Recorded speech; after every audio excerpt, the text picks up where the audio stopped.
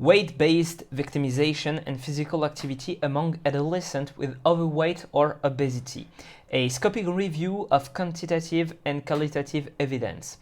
Donc on se retrouve aujourd'hui pour une revue informelle d'études d'un truc qui est vraiment pas à prendre à la légère, c'est-à-dire la victimisation des adolescents obèses, voilà, ou en surpoids.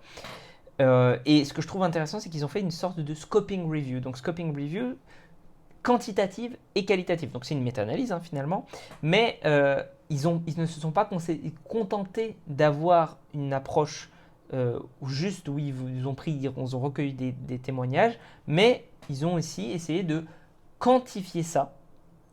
Et je trouve ça intéressant dans le sens où par exemple, il y avait des régressions linéaires entre le poids, à quel point tu avais du poids et à quel point tu subissais du harcèlement finalement. Enfin voilà, il y a plein de choses comme ça et voici ce qu'on peut en retirer.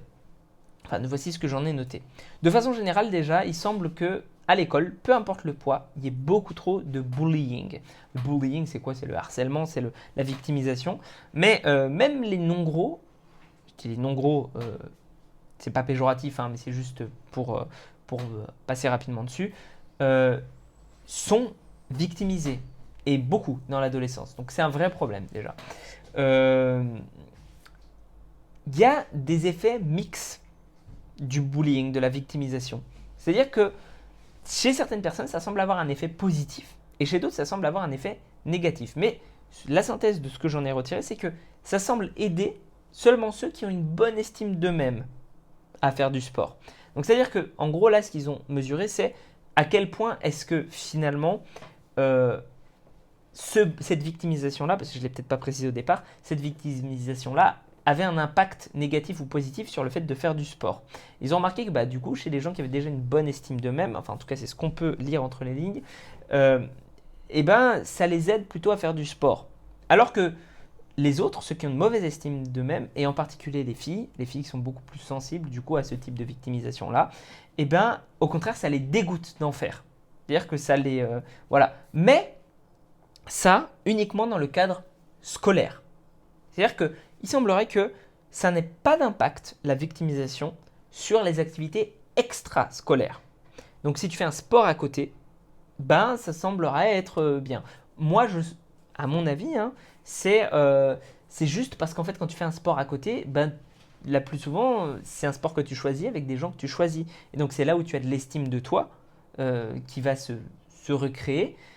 Et donc tu vas vers ça, peut-être pas nécessairement parce que c'est de l'activité physique, mais peut-être parce que ce sont tes potentiels amis.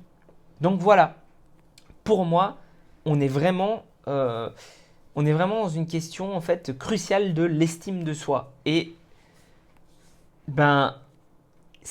finalement, ce qui va déterminer l'estime de toi, c'est peut-être tes parents et ton environnement social, plus que ce que tu vas vivre à l'école. Pour autant, je ne pense pas que ça aide à avoir une bonne estime de soi que de se faire victimiser à l'école. Donc je pense vraiment qu'il y a des choses qui doivent être prises, des actions qui doivent être prises de ce côté-là.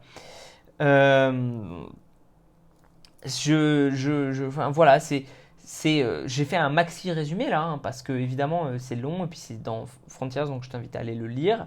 Mais je trouve qu'il y a vraiment des problèmes à ce niveau-là et ce serait bien de faire en sorte de stopper, parce que j'ai lu en plus un livre de psychologie du sport dont j'ai fait la revue, la critique juste avant.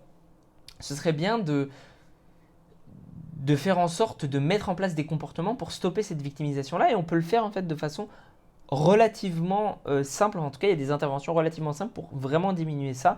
Par exemple, éviter, je sais pas, de faire en sorte la sélection des teams, genre toi t'es le plus fort, tu vas sélectionner ta team, et puis du coup il y a des gens qui vont se faire sélectionner en dernier parce que c'est les petits gros, je sais pas quoi. Enfin bon, bref, il y a vraiment des choses à faire de ce côté-là, et je trouve que c'est un problème, et ça a été souligné par cette étude-là. Donc encourager les gens à avoir de la confiance en eux, ça peut leur faire que du bien. Voilà, c'est peut-être ça la chose qu'il faut en retirer en définitive. Et sur ce, prends soin de toi et on se retrouve pour une prochaine vidéo.